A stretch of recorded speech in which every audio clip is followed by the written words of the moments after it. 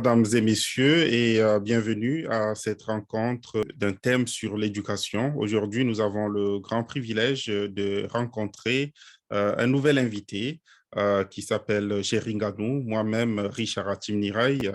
Nous sommes très heureux de vous accueillir, ainsi que la CEI, l'Alliance pour une communauté éducative inclusive, vous dit aussi bienvenue. Et Géry, merci d'être venu et nous aimerions que vous puissiez vous-même vous présenter à nos téléspectateurs.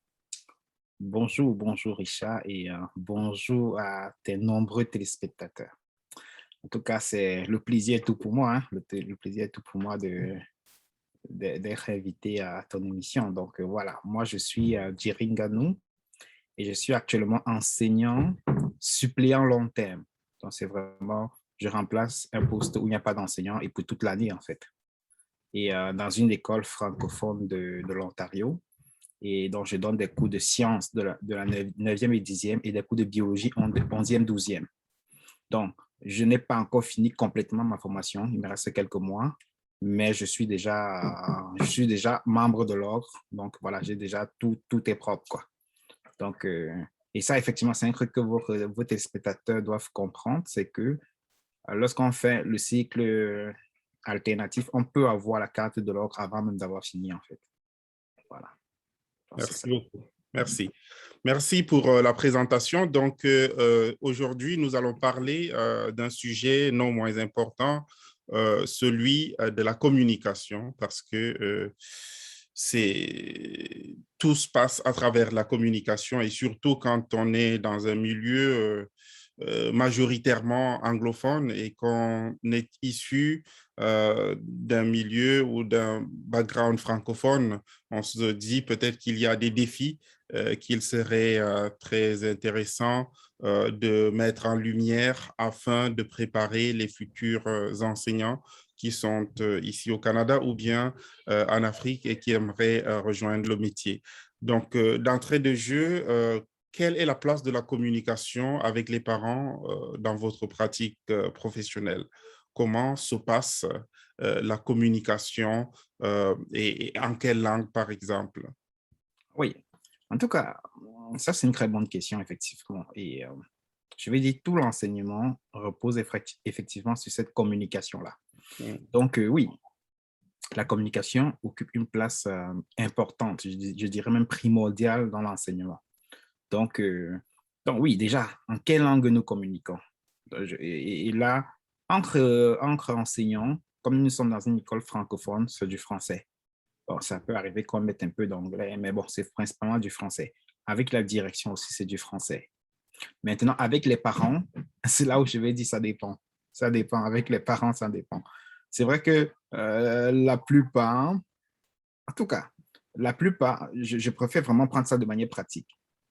La plupart de nos élèves dans les écoles francophones sont des parents anglophones, en fait, qui ont désiré que leurs enfants apprennent le français comme seconde langue. Mhm. Donc, oui, avec un peu de chance, ça peut tomber sur un parent qui parle également le français, donc vous pourriez discuter. Et le plus souvent, ce sont des parents qui, peut-être eux aussi, sont des enseignants dans d'autres écoles francophones. Mais le plus souvent aussi, parce que là aussi, il faut le dire, le plus souvent, tu vas tomber sur tes parents anglophones. Et Mm. bon, rares sont ceux qui maîtrisent le français. Et en ce moment-là, il va falloir faire passer le message. Et on est un peu obligé d'utiliser un peu d'anglais quand même. Ouais. Et il est souvent possible que ces parents ont quand même un traducteur près d'eux. Et ça peut être le propre enfant qui va retraduire ce que tu vas dire si jamais en anglais, tu ne t'assors pas très bien. Donc là aussi, il y a toujours moyen de communiquer en fait. Donc ça, c'était du point de vue la langue qui est utilisée. Mhm. Donc maintenant, quand, je vais dire quand est-ce que je discute avec les parents, c'est, j'ai envie de dire, c'est assez régulièrement quand même. C'est assez régulièrement pour les informer et aussi pour prendre comment on dit, pour aussi prendre des informations sur un élève qui aurait des difficultés. Donc, le plus souvent, moi, je vais communiquer avec eux. Je prends un exemple. Je dois bientôt soumettre des évaluations, alors je communique avec les parents. Votre enfant, dans un courriel, votre enfant aura bientôt une évaluation sur, voilà, sur tel module, tout et tout. là, le parent est formé, en fait, et ça permet vraiment de suivre l'enfant derrière. Mm. Donc, c'est particulièrement ça. Je ne sais pas si je peux continuer dans cette lancée-là ou bien vous avez d'autres Non, questions. c'est intéressant de vous écouter, mais je vais vous permettre davantage d'en dire parce que certainement, il y a beaucoup à comprendre dans cette réalité-là, surtout pour des personnes issues de cultures différentes. Justement, est-ce qu'il y a eu des défis que vous avez rencontrés dans ce sens, dans le domaine de communication avec un parent? Je ne sais pas. Euh, et comment vous avez pu, s'il y a eu, vous avez pu le surmonter. Oui, les défis, ça, c'est sûr que des défis peuvent arriver. Mhm. Et les défis, c'est principalement le plus souvent avec les parents, hein, il faut le dire. Et le défi arrive souvent lorsque, le plus souvent, ça c'est assez régulièrement, lorsque le parent, justement, il y a ce défi de communication, lorsqu'il ne comprend pas le message que l'enseignant veut faire passer sur l'élève. Parce que les parents très protectifs ne vont pas, dans un premier temps, et c'est normal, vont protéger l'enfant en disant non, il n'a pas pu faire ça, mais je peux dire à un moment donné, il faut aller au-delà de ça. Il faut comprendre ce que l'enseignant veut dire derrière. Parce qu'il y a Ouais. des élèves qui ne font pas des devoirs, qui ne vont pas. Donc, le défi le repose sur le fait de faire comprendre aux parents qu'il y a quelque chose qui coince, en fait. Donc, voilà. Et un exemple concret qui s'est passé un jour, c'est que il y avait un élève qui étudiait en ligne. En Mhm. effet, moi, en tout cas, moi, j'essayais de faire comprendre aux parents que l'enseignement en ligne n'est peut-être pas le bon enseignement. C'est pas adapté pour l'élève. Parce que Mhm. pendant qu'on enseigne en ligne, la caméra est éteinte, il est en train de faire autre chose. Ouais. Et voilà, après, ça se reflète dans les notes, quoi. Et le parent, voilà, était un peu réticent. Il y avait cette communication-là qui ne passait pas parce qu'il était réticent. On lui dit, ça se reflète dans les notes. Et derrière l'ordinateur, on ne sait pas toujours ce qu'il fait. Le parent Mhm. va dire que, ah non, la prochaine fois, je serai près de lui. Mais sauf que le parent ne sera jamais devant l'enfant du début à la fin de sa journée, quoi. Ouais. Voilà, ce sont les petits défis comme ça de communication qui peut y arriver. Mais sinon, entre enseignants, il n'y a pas vraiment de défis ni avec la direction. C'est vraiment avec les parents. Et surtout, pas tous les parents non plus. Mhm. Principalement les parents qui refusent souvent voilà, ils ont un peu une réticence à comprendre ce que l'enseignant veut faire passer comme message. Oui, c'est ça. OK. Et avec les élèves, ça se passe généralement très bien. Avec vos collègues aussi, Oui, généralement. oui, en tout cas, c'est vrai que dans nos écoles, on a une très bonne ambiance, franchement. Donc, l'ambiance est bien. Donc, avec les élèves, non, non, avec les élèves, ça se passe bien. Il y a cette proximité-là. Et comme nous sommes en Occident, Mhm.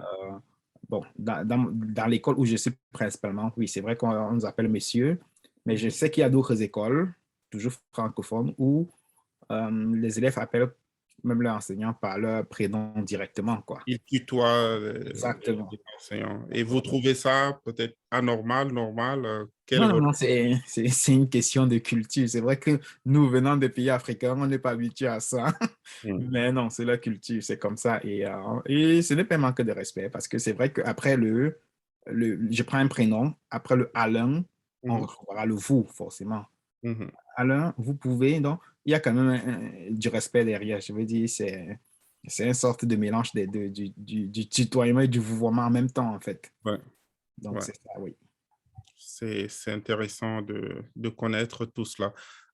Est-ce qu'il y aurait des conseils que vous donneriez à des personnes qui aimeraient se lancer dans le domaine de l'éducation afin de s'apprêter spécifiquement dans le domaine de communication? En bref, comment surmonter les défis communicationnels en milieu enseignant dans l'Ontario? Oui, la communication, parce que dans la communication, on entend toujours parler, mais je donnerais comme conseil, surtout dans le milieu de l'enseignement, il faut être lent à parler, en fait. La communication, pour moi, c'est vraiment beaucoup l'écoute. C'est l'écoute. Moi, j'insiste vraiment sur ce mot-là. Donc, quel que soit le défi, quel que soit le truc, c'est de laisser beaucoup de place à l'autre pour l'écouter. Donc, c'est quelqu'un qui écoute vraiment, qui laisse passer, qui ne se précipite pas à parler, verra que la communication sera fluide. Parce qu'il y a souvent, effectivement, on veut toujours dire quelque chose de plus. Non, parfois, Mhm. laisser les gens parler, l'autre parler, Et c'est comme ça que dans ce qu'il dit, on va retrouver en fait des éléments de solution à ce qui, aux défis, à ce qui nous oppose. Je me rappelle encore, il y a, c'était un cas qui s'était produit devant moi, c'était pas moi principalement, mais c'était un parent d'élève qui estimait que l'enseignant ne le respectait pas parce que les deux parlaient, je vais dire, presque au même moment. Et le parent, à un moment donné, s'est dit que mais l'enseignant ne me respecte pas. Mais non, en même temps, je vais dire que ce n'était pas la faute de l'enseignant. C'était juste qu'il avait quelque chose ici à dire et peut-être aussi le parent ne le laissait pas parler. En tous les cas, c'est cette écoute-là, en fait. Tu le laisses, il dit, et maintenant, dans ça, on va chercher ensemble les éléments de solution. C'est toujours d'amener ensemble la personne vers la solution. Est-ce que vous pensez, je prends un exemple, je reviens sur cet exemple de l'enfant qui faisait ses cours en ligne. Vous pouvez vraiment dire à un parent qui n'écoute pas que est-ce qu'on pourrait essayer quelque chose? Parce que le parent va vous proposer que non, je vais faire ceci, mais vous pouvez dire aux parents, OK, on essaye ceci, on essaye ce que vous avez dit là. On peut l'essayer 2 semaines. Si ça ne marche pas, est-ce que vous êtes d'accord qu'on peut essayer ce que vous avez proposé aussi?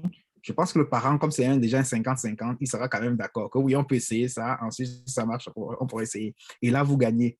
Alors que si au départ, vous voulez absolument, non, dès le début, que ce soit ce que vous dites qui est fait, ça risque d'être compliqué. Donc, parfois, vous laissez le truc au parent. OK, on va essayer ce que vous dites et ensuite, on pourra voir si ça marche ou pas.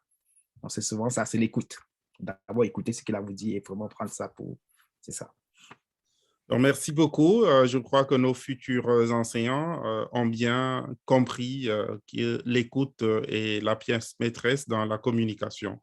Nous sommes près de la fin de cette rencontre et pour celles et ceux qui viennent de nous rejoindre, nous sommes en train de partager nos expériences et spécifiquement à la lumière de l'expérience de Geringanou, enseignant dans l'Ontario, membre de l'Ordre des enseignants de l'Ontario aussi, et qui nous parle spécifiquement des défis dans le domaine de la communication.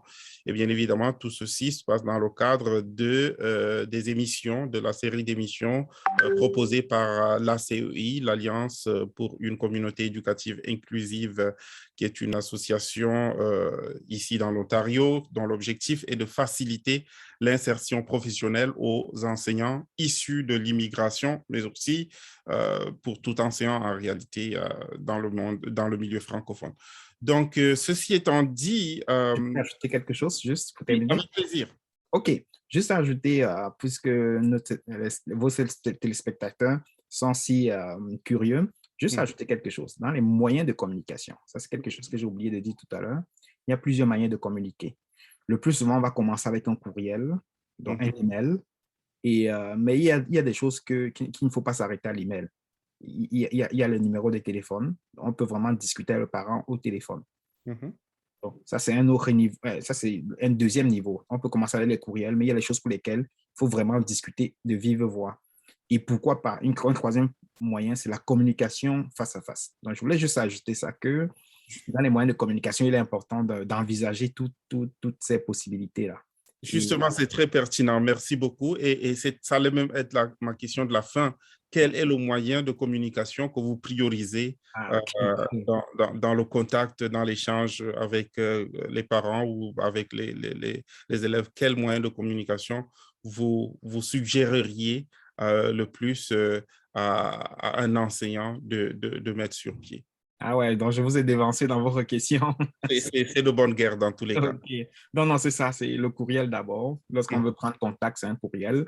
Maintenant, je prends un exemple. Si on a un élève qui réussit moins bien, déjà à la première évaluation, il est important d'appeler le parent de vive voix à ce moment-là pour essayer d'avoir une discussion avec lui. Parce que le problème, parfois, vient de la maison. Comment l'enfant, quel est le climat, dans quel milieu l'enfant vit. En tout cas, en discutant avec le parent, en tant qu'enseignant, vous pouvez déceler certaines choses qui vous aideront à mettre en œuvre certaines stratégies, en fait. Donc, c'est ça. Donc, c'est le courriel d'abord, le téléphone ensuite. Et pourquoi pas, comme je dis, on s'est fixé un rendez-vous pour parler de vive voix, ça aussi. Bon, c'est vrai qu'avec la COVID, les rendez-vous ont diminué, mais ça se faisait vraiment avant.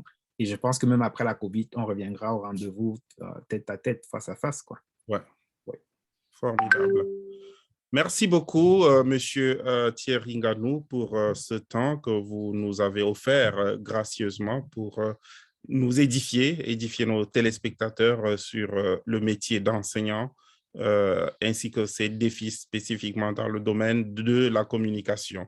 Donc, nous allons vous passer la parole si vous avez un dernier mot à dire à l'endroit de cette émission, de vos collègues ou de vos futurs collègues. La voie est ouverte. OK. Moi, je vais juste les encourager et que ceux qui veulent se lancer dans la profession, n'hésitez pas. Venez, venez. Et c'est le bon moment actuellement parce qu'il y a de la demande. Il y a de la demande en enseignant francophone dans les milieux anglophones comme l'Ontario. Il y a vraiment de la demande.